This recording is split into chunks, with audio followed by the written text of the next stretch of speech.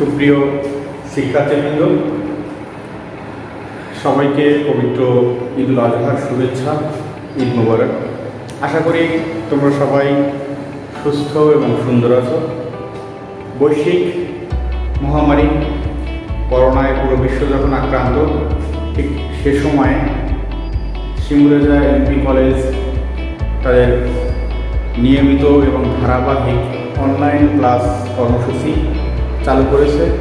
সিমুলেজা MP কলেজের ধারাবাহিক online class কার্যক্রমের অংশ হিসেবে আজ আমি তোমাদের বাংলা বিষয়ের প্রভাষক শরীফুল ইসলাম তোমাদের সামনে হাজির হয়েছি। বাংলা বিষয়ে বাংলা দ্বিতীয় পত্রের সিলেবাসের প্রথম যে অংশ উচ্চারণ, সেই উচ্চারণ নিয়ে তোমাদের সাথে আলোচনা করার জন্য আশা করি তোমরা পুরো ক্লাসটা মনোযোগ দিয়ে দেখবে এবং ক্লাস সম্বন্ধে তোমাদের মতামত অবশ্যই কমেন্ট বক্সে জানাবে। তার আগে একটু বলে রাখি, সিমুলেজা কলেজ যে ধারাবাহিক অনলাইন ক্লাস কার্যক্রম পরিচালনা করছে, এর নেপথ্যে যিনি সবচেয়ে বলিষ্ঠ ভূমিকা রাখছেন, বরিষ্ঠ সংগঠক হিসেবে তিনি গুরুত্বপূর্ণ ভূমিকা রাখছেন, তিনি হচ্ছেন এই কলেজের অধ্যক্ষ মহোদয় বাবু জয়ন্ত কুমার ঘোষ। তাকে আমি আন্তরিকভাবে ধন্যবাদ জানাই। তিনি অত্যন্ত সুচারুরূপে এই কাজটি সম্পন্ন করছেন। ধন্যবাদ জানাই এই কলেজের প্রতিষ্ঠাতা যারা এইচএম গোলাবুজ্জামান মহোদয়কে, সাবেক সংসদ সদস্য ছাত্রীরা, তিনি তার সার্বিক তত্ত্বাবধান এখানে রেখেছেন।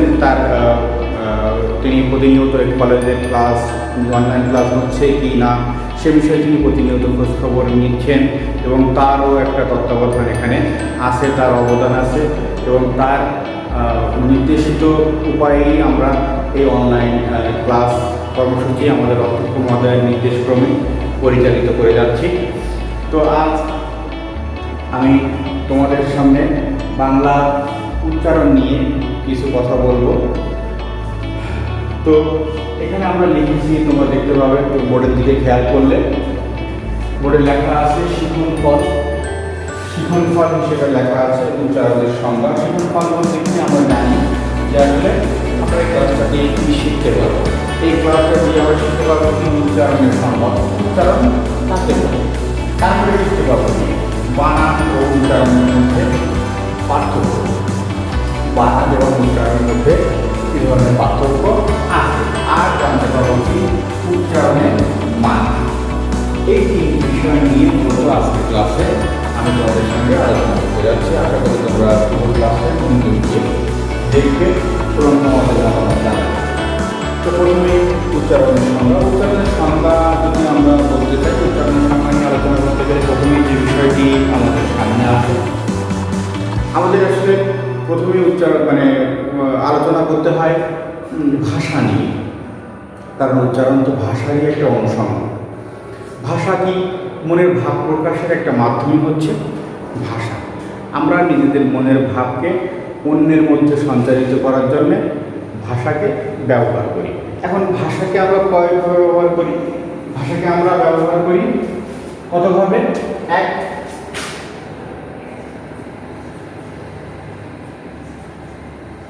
লিখিত, দুই কথ্য। আমরা ভাষাকে দুইভাবে প্রকাশ করি, এক লিখি, দুই মুখ দিয়ে কথা বলি। তো উচ্চারণ তাহলে কোন রীতির মধ্যে পড়ছে?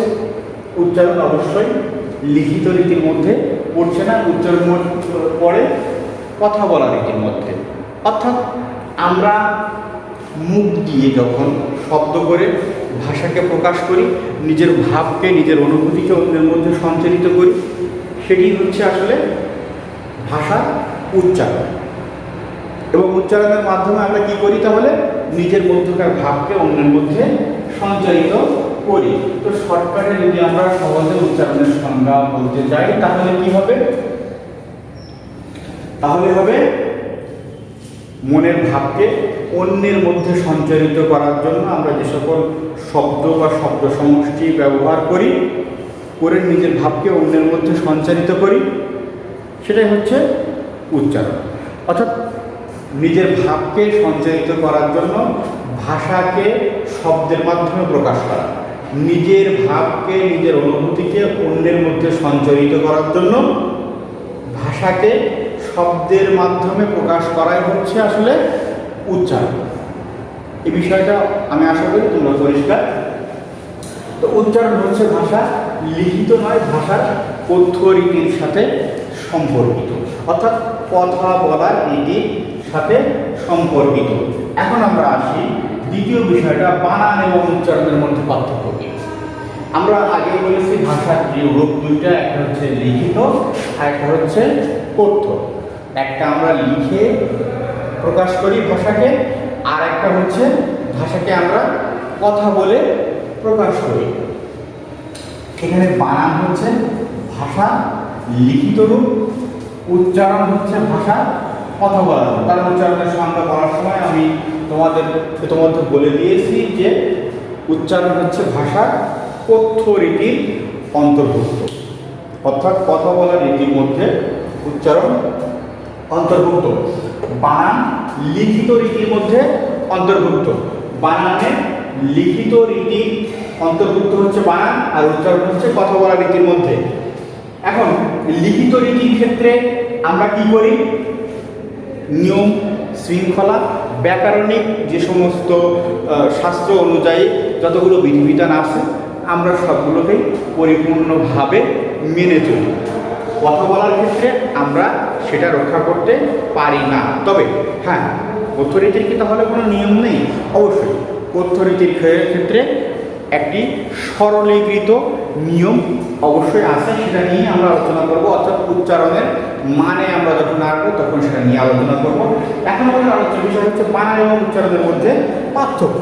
বানান এবং উচ্চারণের মধ্যে আমরা একটা পার্থক্য তো অন্তত পেলাম, সেটি হচ্ছে কি, বানান হচ্ছে ভাষার লিখিত রূপের একটি অংশ, আর উচ্চারণ ভাষার কথা বলার রীতির একটি অংশ। এখন আমি আরো একটু উদাহরণের মাধ্যমে পরিষ্কার করি। যদি বাহ্য বলি, হ্যাঁ, তাহলে ভয় জফলা আছে, তা আমরা এখানে কি উচ্চারণ করবো? তাহলে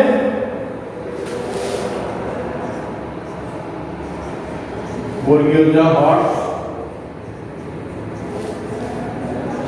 বর্গীয় জ হর্ষন্ত ভয়ঙ্কর। এটা হচ্ছে বানানের ক্ষেত্রে, কিন্তু উচ্চারণের ক্ষেত্রে বর্গীয় জ হর্ষন্ত ভয়ঙ্কর। আমরা তাহলে কি দেখতে পাচ্ছি? এটা কিন্তু বানান, এটা বানান, আর এটা উচ্চারণ। এটুকু পরিষ্কার যে কোনো শব্দের বানান যেটা হবে, উচ্চারণ সেটা নাও হতে পারে। আরো উদাহরণ দিই। যদি বলি রানী, রানী বানানটাকে যদি আমরা শুদ্ধভাবে লিখতে যাই তাহলে অবশ্যই মূর্ধন্যয় দীর্ঘ ইকার নিতে হবে। কিন্তু যদি আমরা উচ্চারণ করি, আমরা উচ্চারণের সময় সবসময় রানী দন্তান্বয় রশ্মি উচ্চারণ করে থাকি। এই হচ্ছে বানান এবং উচ্চারণের মধ্যে মূলত পার্থক্য। অর্থাৎ বানানের ক্ষেত্রে আমরা যেসব ব্যাকরণিক নিয়ম অনুসরণ করি, উচ্চারণের ক্ষেত্রে সে সমস্ত ব্যাকরণিক নিয়ম অনুসৃত হয় না। উচ্চারণের ক্ষেত্রে আমরা একটা সরলীকৃত, অর্থাৎ আমাদের বাংলা বর্ণমালায় একাধিক বর্ণ আছে, অর্থাৎ একই রকমের বর্ণ দুইটা করে আছে, জোড়ায় জোড়ায় আছে। তো সেই জোড়ায় জোড়ায় বর্ণগুলোকে একটা সরল রূপ দেওয়া হয়। আবার এই যেমন দেখালাম, হয় জবলার উচ্চারণ বর্গীয় জ এবং ঝয়কার হবে, অর্থাৎ লেখার সময় এবং বলার সময় উচ্চারণগত পার্থক্য থাকে। তাহলে দেখা যাচ্ছে যে বাংলা বানানের সাথে উচ্চারণের একটা পার্থক্য আছে, এবং সেই পার্থক্যটা হচ্ছে আসলে ব্যাকরণিক পার্থক্য। এবং এটা হচ্ছে লেখার রীতি এবং কথা বলার রীতির মধ্যকার পার্থক্য। দুটো জিনিস আমরা স্পষ্ট, একটা হচ্ছে বানান এবং উচ্চারণের মধ্যে মূল পার্থক্য হচ্ছে, একটা হচ্ছে লেখার রীতির কারণে, আর একটা হচ্ছে মুখ দিয়ে উচ্চারণ করার কারণে। যখন লিখি তখন আমরা এভাবে লিখি, যখন মুখ দিয়ে উচ্চারণ করি তখন কিছুটা বিকৃত বা অর্ধ বিকৃত হয়ে সেটা উচ্চারণ হয়। আচ্ছা, এখানে আরও একটা বিষয় আলোচনা করার আছে, সেটা হচ্ছে আমরা সাধারণত উচ্চারণের ক্ষেত্রে একটা জিনিস আমরা জানি যে উচ্চারণের যখন আমাদের পরীক্ষায় প্রশ্ন আসবে তখন সেখানে উচ্চারণের ক্ষেত্রে দুই ধরনের প্রশ্ন থাকে। একটা হচ্ছে লিখিত প্রশ্ন, যেখানে বিস্তৃত লিখতে হয়, লিখে সেখান থেকে পুরোপুরি নাম্বারটা আসলে পাওয়া, পরিপূর্ণ নাম্বারটা পাওয়া হয়তো সম্ভব হয় না। তবে আর অথবা অপশনে যেটা থাকে সেটা হচ্ছে কিছু শব্দ দেওয়া থাকে, সেগুলোর উচ্চারণ নির্ণয় করতে হবে। তো সেই শব্দের উচ্চারণ যদি আমরা সঠিকভাবে নির্ণয় করতে পারি তাহলে কিন্তু সেখান থেকে আমরা পরিপূর্ণ মার্কসটা পেতে পারি। তো সেক্ষেত্রে আমার পরামর্শ থাকবে লিখিত প্রশ্নটাকে আমরা অ্যাভয়েড করে যদি শব্দের উচ্চারণ নির্ণয় করতে পারি সেটা হবে অনেক বেশি ফলপ্রসূ। কারণ সেখানে যদি আমাদের 5টা উচ্চারণ আমরা সঠিকভাবে লিখতে পারি তাহলে কিন্তু সেখানে 5 নম্বর অনায়াসেই পেয়ে যাব। এই জিনিসটা তোমরা মাথায় রাখবে, সেটা যে আমরা লেখার ক্ষেত্রে বিস্তৃত যে প্রশ্ন না লিখে আমরা আসলে সংক্ষিপ্ত যে শব্দটা থাকবে তার উচ্চারণ যদি নির্ধারণ করে দিতে পারি তাহলে আমরা কিন্তু শর্টকাট 5 নাম্বার পেয়ে গেলাম, যেটা আমাদের দ্বিতীয় পত্রের বেশি নাম্বার পাওয়ার জন্য ফলপ্রসূ হবে। তো এবার আমরা উচ্চারণের মান নিয়ে আলোচনা করব। উচ্চারণ আমি এগুলো আসলে বুঝে দিচ্ছি, দিয়ে আমি উচ্চারণের মান নিয়ে তোমাদের সাথে আলোচনা করতে চলেছি। আমি যেগুলো লিখবো আমি আশা করি তোমরা বোর্ড থেকে দেখে তোমরা খাতায় সেগুলো নোট করে নেবে এবং এগুলো নিয়মিত চর্চা করবে। বইয়ের সাথে নিজেদের সম্পর্কটাকে স্থাপন করবে, বইয়ের সঙ্গে নিজেদের সম্পর্কটাকে ধরে রাখবে। কারণ আজ তোমরা অনলাইনে ক্লাস করছো, এই পরিস্থিতি কিন্তু থাকবে না। রাত যতই গভীর হয় দিন কিন্তু ততই সন্নিকটে আসে। অর্থাৎ এই করোনাকালীন সময়, গৃহবন্দীকালীন অবস্থা কিন্তু থাকবে না। একটা সময় হয়তো সে সময়টা খুব বেশি সন্নিকটে, খুব বেশি দূরে নেই, তো আমরা কিন্তু আবার স্বাভাবিক জীবনে চলে আসবো। সুতরাং বই থেকে নিজেদের সম্পর্কটাকে বিচ্ছিন্ন করে সেটাকে নিজেদের কিন্তু ক্ষতিই হবে। আমি সিঙ্গুরে জঙ্গলি কলেজ পরিবারের পক্ষ থেকে তোমাদের শুভাকাঙ্ক্ষী হিসেবে তোমাদের কাছে আমার অনুরোধ থাকবে, অবশ্যই তোমরা বইয়ের সাথে নিজেদের সম্পর্কটাকে বজায় রাখবে এবং নিয়মিত পাঠ্যাভ্যাস তোমরা ধরে রাখবে। তো উচ্চারণ মান নিয়ে আমরা আলোচনায়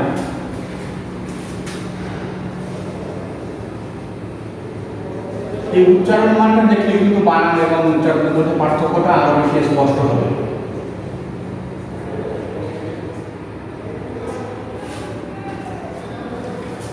আমরা বাংলার স্বরধ্বনির ক্ষেত্রে একটু আগে যে বিষয়টা বলছিলাম যে আমরা অনেক সময় জোড়া জোড়া বর্ণ দেখি, স্বরধ্বনিতে বা ব্যঞ্জনধ্বনিতে অনেক জোড়া বর্ণ কিন্তু আছে বা একাধিক আছে, যেমন তালবসা, মূর্ধন্যসা, দন্তসা, এই 3টা স কিন্তু বাংলা বর্ণমালায় আছে। আবার স্বরবর্ণ কিন্তু জোড়া জোড়া আছে, যেমন দেখি আমরা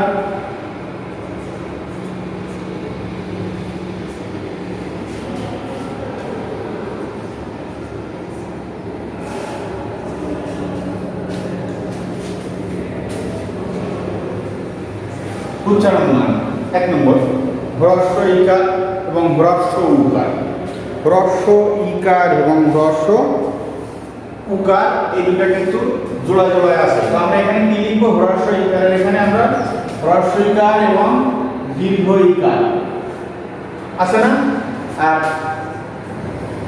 হ্রস্ব উকারের এখানে জোড়া কি আছে? দীর্ঘ উকার আছে।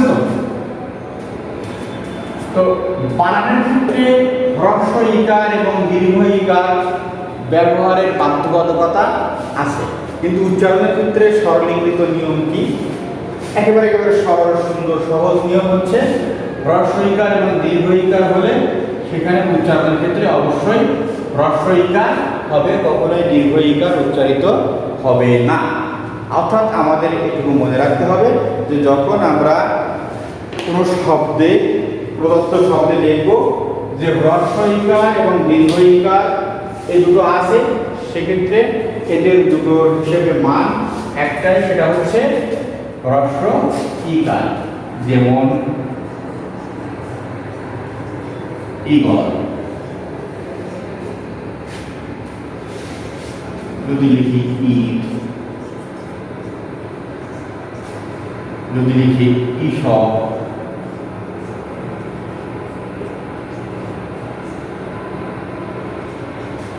এগুলো উচ্চারণ কেমন হবে? আমি আগে বলেছি দীর্ঘ ইকার আসলে দীর্ঘ ইকারের পরিবর্তে অবশ্যই হ্রস্ব ইকার হবে। হ্রস্ব ই তালব্য স প, এই পর নিচে হসন্ত হবে। পর নিচে হসন্ত কেন হবে সেটা আমি একটু আলোচনা করছি পরে, এটা আমি একটু আগে দেখে দিই।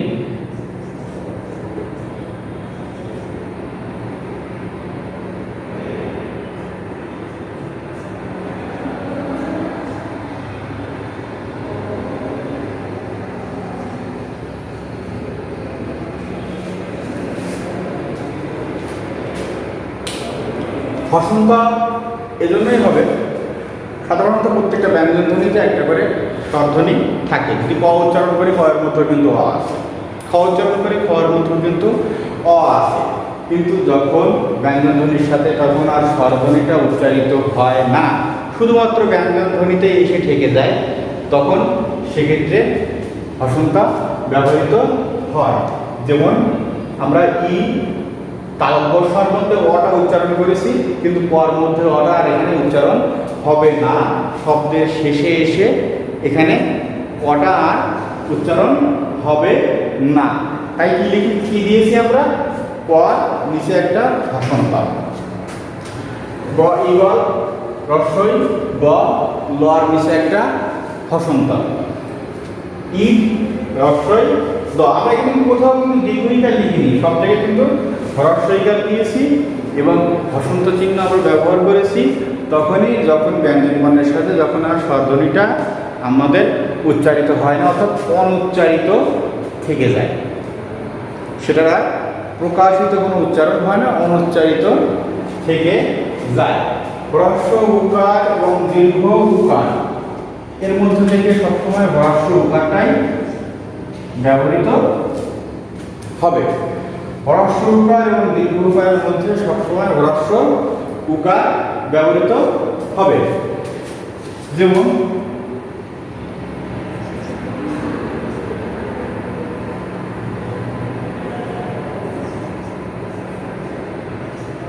যদি লিখি উষা, তাহলে কিন্তু উষার উচ্চারণ কি হবে, যেহেতু দীর্ঘ উকার হবে না সেক্ষেত্রে হবে হ্রস্ব উকার। আর মূর্ধন্য স কখনোই কিন্তু উচ্চারণে ব্যবহৃত হয় না। আমি একটু আগে বলেছি ব্যঞ্জন ধ্বনিতে আসলে তিনটা স আছে, তালব্য স, মূর্ধন্য স এবং দন্ত স। তো তালব্য স এবং দন্ত স কিছু ক্ষেত্রে ব্যবহৃত হলেও মূর্ধন্য স কিন্তু কখনো ব্যবহৃত হয় না। এই জিনিসটা আমাদের মাথায় রাখতে হবে, উচ্চারণের ক্ষেত্রে কখনোই মূর্ধন্য স ব্যবহৃত হবে না, তালব্য স এবং দন্তন্য স ব্যবহার করা হবে। তালব্য স ব্যবহার করা হবে অধিকাংশ ক্ষেত্রেই, কিন্তু দন্তন্য স আসবে অল্প কিছু ক্ষেত্রে। কোনগুলোর ক্ষেত্রে, খ, র, ত, ন, থ। খ, র, ত, ন, থ। যদি এটা আমি আবার আলোচনা করব, খ, র, ত, ন, থ এগুলোর সাথে এবং বিদেশি শব্দের সাথে কখনোই মূর্ধন্য স বা তালব্য স বলবে না, সেক্ষেত্রে হবে দন্ত স। তো উষা রস্যু তালব্য হয় আকার। তাহলে একটু পরিষ্কার, যখন হ্রস্ব উকার এবং দীর্ঘ উকার থাকবে তখন উচ্চারণে হ্রস্ব উকার ব্যবহৃত হবে, দীর্ঘ উকার ব্যবহৃত হবে না। যদি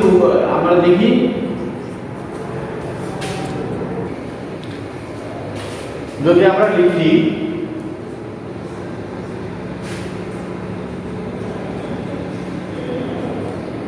ঊর্ধ্ব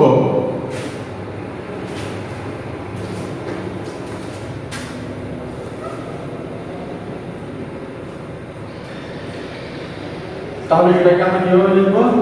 হ্রস্ব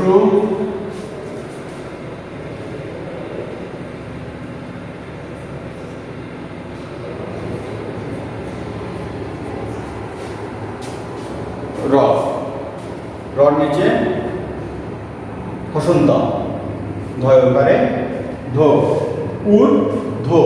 কখনোই দীর্ঘ উকার উচ্চারিত হয় না, উচ্চারিত হয় কি? হ্রস্ব উকার।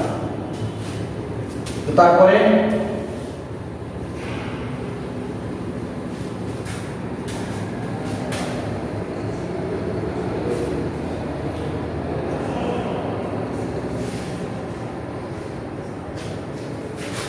হ্রস্বকার এবং দীর্ঘ উকার। হ্রস্বকার এবং দীর্ঘ উকারের মধ্যে সবসময় আমরা হ্রস্বকারটাকেই উচ্চারণ করব। হ্রস্বকারটাকে আমরা উচ্চারণ করব। সাধারণত কুল বংশ পরিচয় যদি লিখি তাহলে আমরা কি লিখব? করসু ল, কুল। কি লিখব? করসু ল, কুল। দীর্ঘকার হবে না, হবে কি? হ্রস্বকার। দীর্ঘকার হবে না, হবে হ্রস্বকার। যদি সেম আমরা লিখি ভূমি,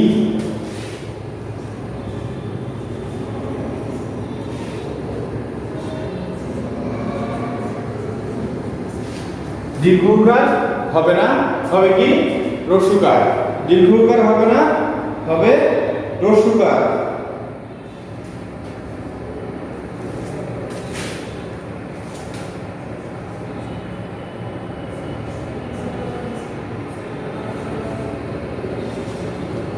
হ্রস্ব ইকার এবং দীর্ঘ ইকার। হ্রস্ব ইকার এবং দীর্ঘ ইকারের মধ্যে সবসময় হ্রস্ব ইকার উচ্চারিত হবে। আমরা জানি বাংলা বানানের ক্ষেত্রে হ্রস্ব ইকার এবং দীর্ঘ ইকার, হ্রস্ব উকার, দীর্ঘ উকার ব্যবহারের ক্ষেত্রে কিছু বাধ্যবাধকতা আছে। যদি সেগুলো ব্যবহার না করি সেই বানানটাই ভুল হয়ে যায়। কিন্তু উচ্চারণের ক্ষেত্রে আমি আগে বলেছি যে আমরা সরলীকৃত নিয়ম অনুযায়ী বাংলা উচ্চারণ করব। সরলীকৃত নিয়ম কিন্তু এটাই যে আমরা কিছু মান নির্ধারণ করছি, এই দুটার মধ্যে থেকে আমরা নিচ্ছি হ্রস্ব ইকারকে, দীর্ঘ ইকারকে আমরা সবসময় পরিহার করছি।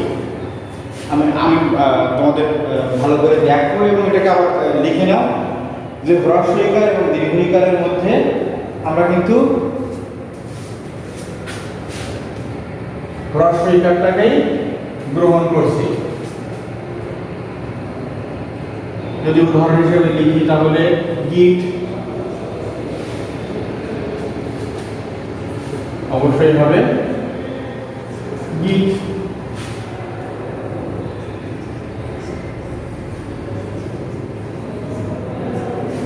গ্রীষ্ম উচ্চারণ কি হয়? গ্রীষ্ম।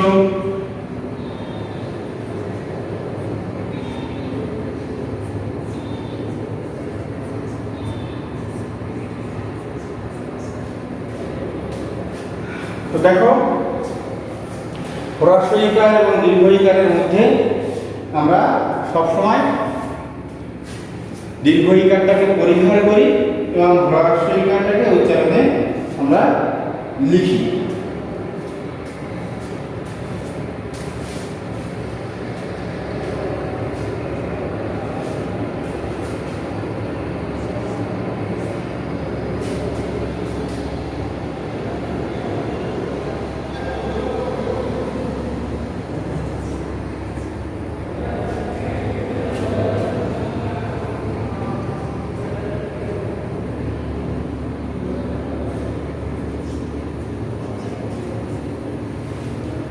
আমরা যদি দেখি আমাদের স্বরবর্ণের মধ্যে আছে ওকার এবং ঔকার।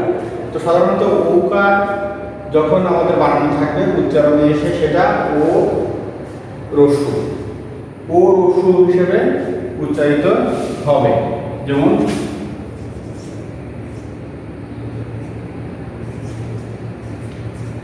ঔষধ,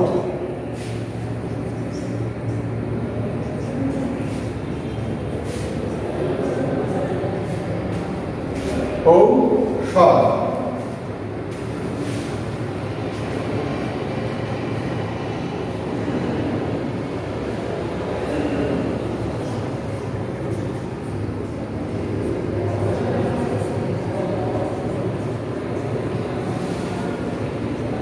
আমরা কিন্তু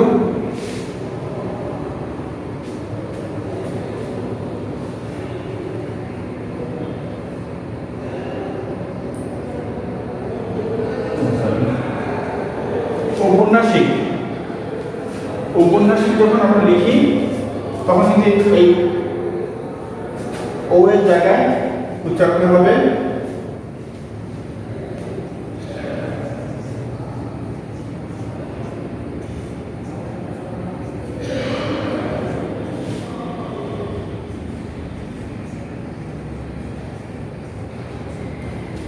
ঔপন্যাসিক, সেটার উচ্চারণ হবে ও রস্যু দিয়ে উচ্চারণ করা হবে।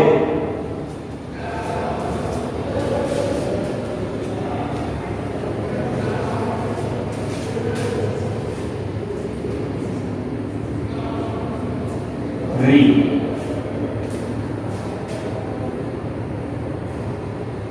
রি এর উচ্চারণ সাধারণত হবে র।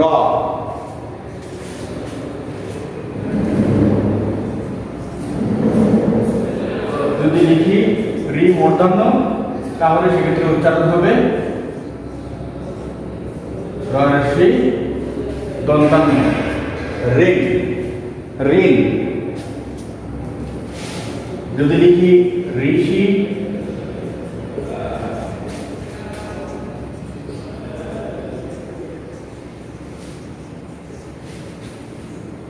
ঋষি,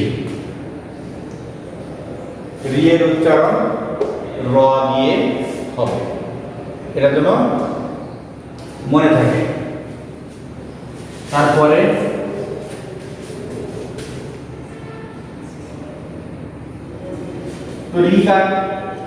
রিকার তবে হ্যাঁ, রিকার ক্ষেত্রে রিকার অবিকৃত ভাবে উচ্চারিত হবে।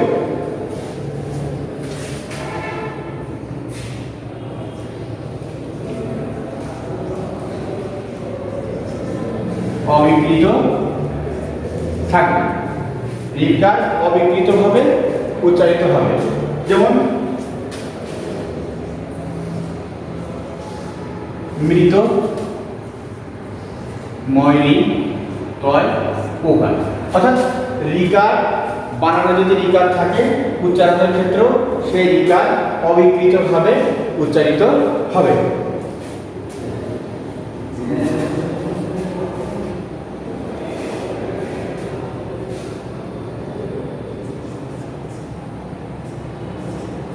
যদি বর্গীয় জ এবং অন্তর্জ থাকে, যেমন আমি যদি বলি বর্গীয় জ এবং অন্তর্জ থাকে, তাহলে সেক্ষেত্রে কিন্তু অন্তর্জ হবে না, হবে বর্গীয় জ। যেমন আমি যদি বলি যাতায়াত, তো যাতায়াতের উচ্চারণ কি হবে?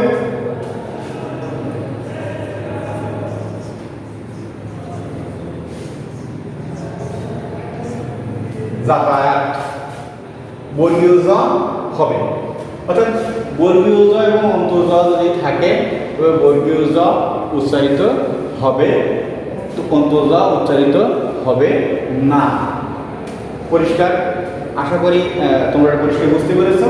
সেটা হচ্ছে বর্গীয় জ এবং অন্তর্জর মধ্যে সবসময় উচ্চারণের ক্ষেত্রে আমরা যখন লিখবো তখন বর্গীয় জ ব্যবহার করা হবে।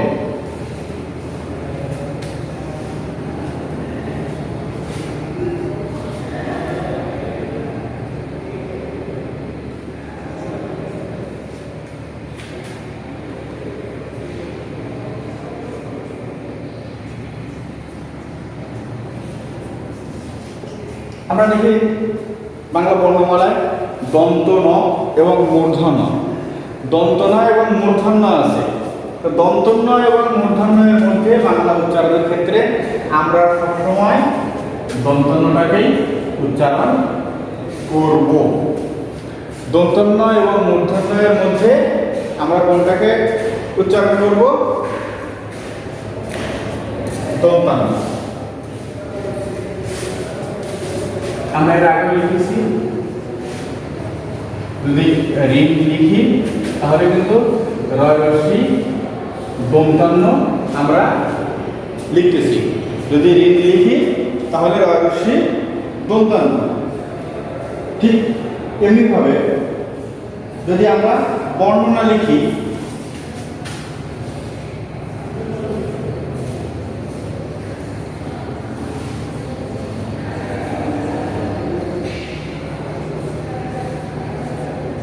সেক্ষেত্রে কিন্তু দন্তান্ন হবে। মূর্ধন্য জায়গায় সবসময় দন্তান্ন ব্যবহার করা হবে।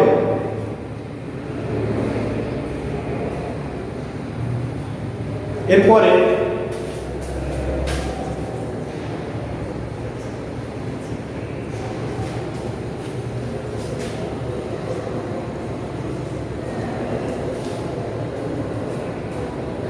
ঐকার আছে। ঐকারের উচ্চারণে আমরা কি লিখি? ঐকারের উচ্চারণের ক্ষেত্রে আমরা লিখি ও রস্বই। উদাহরণ দিই একটা,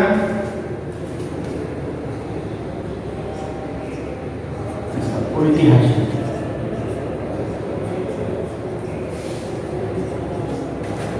কি লিখব? ও রস্বই, ওই ছয় রশ্মি, হায়কার দন্তন্য স্বরশ্রী ফল, ঐতিহাসিক।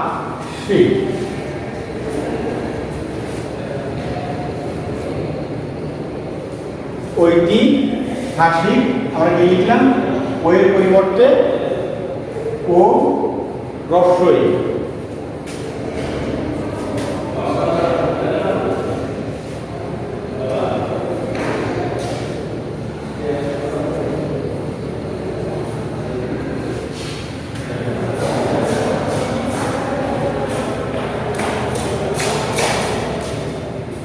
সেক্ষেত্রে আমরা লিখব,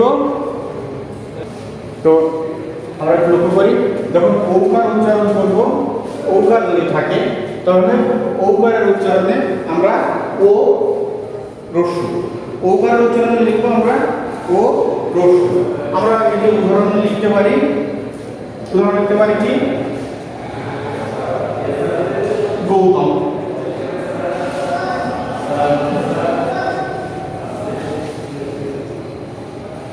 তাহলে কি হবে? গয়কার রস্যু ত মোহসন্তা গৌতম।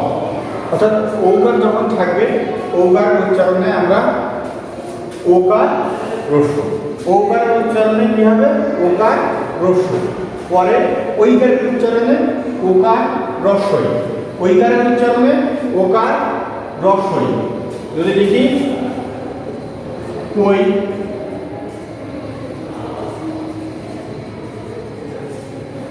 যদি লিখি খই,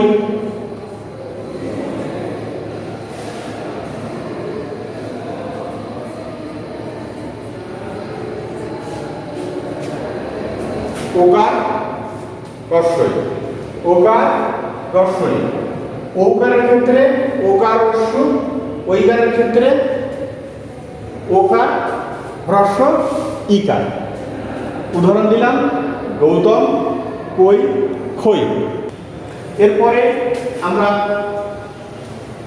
যে কথা আমি আগে বলেছি সেটা হচ্ছে তালব্য, মূর্ধন্য স, দন্ত স নিয়ে আমরা কথা বলবো। তালব্য স, মূর্ধন্য স এবং দন্ত স। আমাদের বাংলা বর্ণমালায় এই 3 স আছে। এই 3 স এর মধ্যে সাধারণত আমরা ব্যবহার করব, আমি আগেও বলেছি, এই 3 স এর মধ্যে সাধারণত তালব্য স সবসময় উচ্চারণের ক্ষেত্রে ব্যবহৃত হবে। তালব্য স সবসময় ব্যবহৃত হবে, তালব্য সবসময় ব্যবহৃত হবে। বারবার বলছি এই কারণে যাতে মনে থাকে। এরপরে কিছু ব্যতিক্রম নিয়ম আছে, আমি বলছিলাম মূর্ধন্য ষ কিন্তু কখনো ব্যবহৃত হবে না। কিছু ব্যতিক্রম আছে কার জন্য? সেটা হচ্ছে দন্ত স এর জন্য। উচ্চারণের ক্ষেত্রে দন্ত স ব্যবহৃত হয় কোন কোন ক্ষেত্রে? খ, র, ত, ন, থ এগুলোর ক্ষেত্রে। আর বলেছিলাম কি বিদেশি শব্দের ক্ষেত্রে, বিদেশি শব্দের ক্ষেত্রে ব্যবহৃত হবে দন্ত স। দেখি উদাহরণ।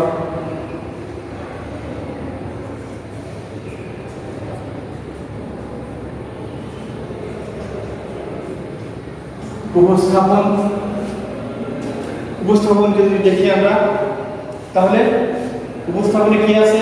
তালব্য স, মূর্ধন্য স এবং দন্ত স এর মধ্যে এখানে কিন্তু দন্ত স আছে, তো উচ্চারণের ক্ষেত্রে কিন্তু সেই দন্ত স থাকবে। কিভাবে? উ, ওস, থা, কোন। উপস্থাপন।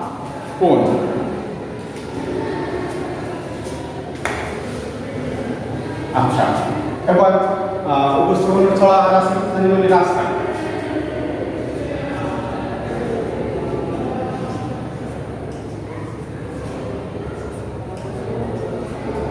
রাস্তা। তো কিছু কিছু ক্ষেত্রে খ, র, ত, ন, থ এবং বিদেশি শব্দের ক্ষেত্রে দন্ত স ব্যবহার করা হবে। এরপরে আমরা দেখব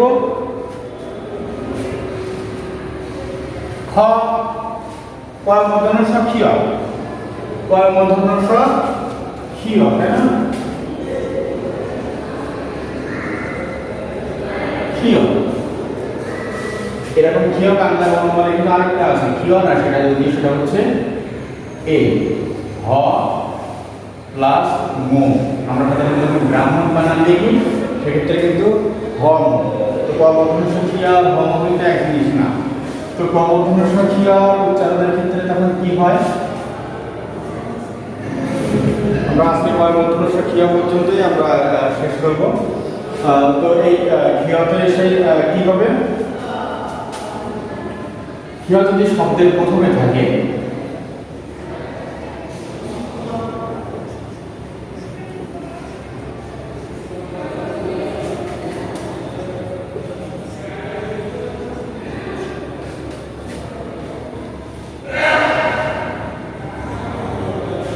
তাহলে হবে খ।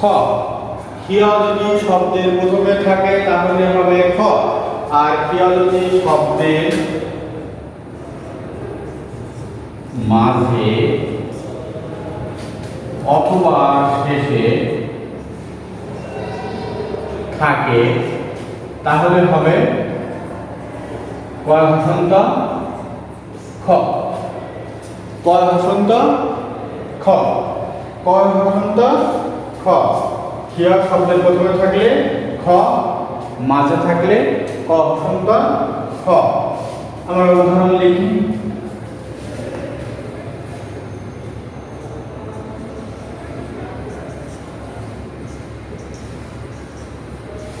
খ অন্তঃস্থ ক্ষয়। যদি আমরা মাঝে বা শেষে থাকি, যদি লিখি শিক্ষক,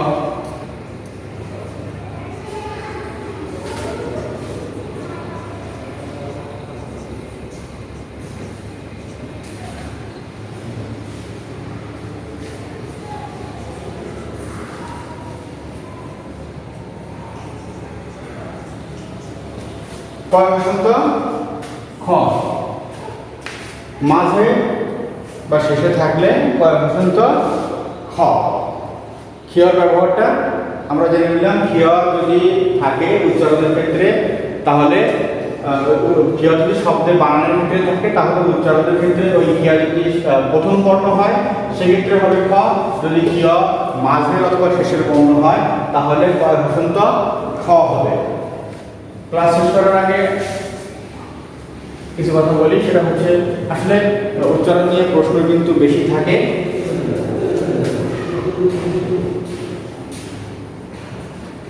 অধ্বনি, এ ধ্বনি, মফলা আর বফলা।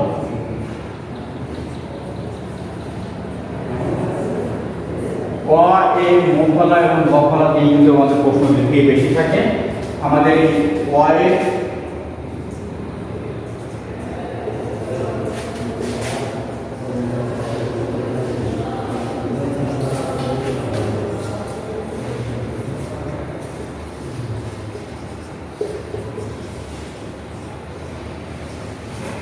অধ্বনির সংগৃহীত এবং বিপরীত, এ ধ্বনির সংগৃহীত এবং বিপরীত রূপ এবং মফলা এবং বফলা দিয়ে কিন্তু আমাদের প্রশ্ন বেশি আসে।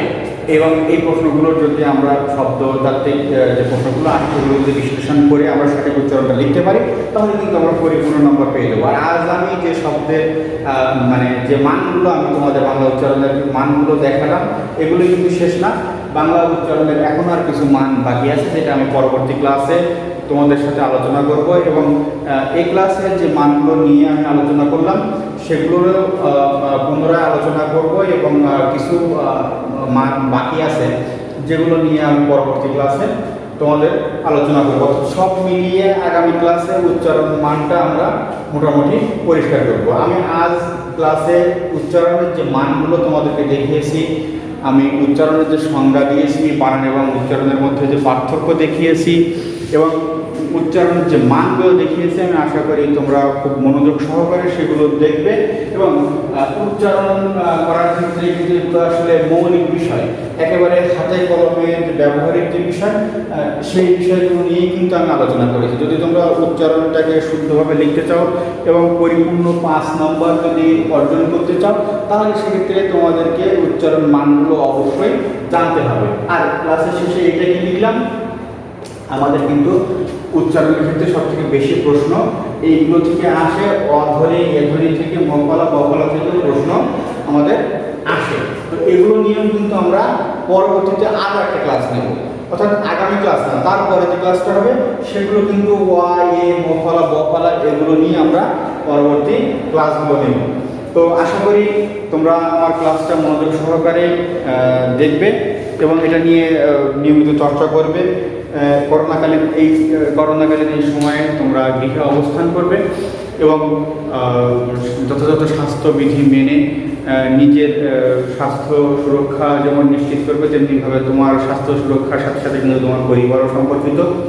তো তোমরা তোমাদের নিজেদের স্বাস্থ্য সুরক্ষা নিশ্চিত করার পাশাপাশি পরিবারকে ঝুঁকিমুক্ত রাখবে এই আশাবাদ ব্যক্ত করি।